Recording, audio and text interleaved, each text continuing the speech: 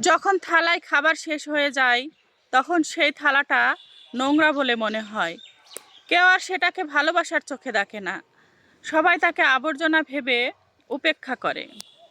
ঠিক তেমনি যখন মানুষের জীবনে আপনার প্রয়োজন শেষ হয়ে যায় তখন আপনি তাদের কাছে অপ্রয়োজনীয় হতে থাকেন, আপনার কোনো মূল্যই যেন আর থাকে না।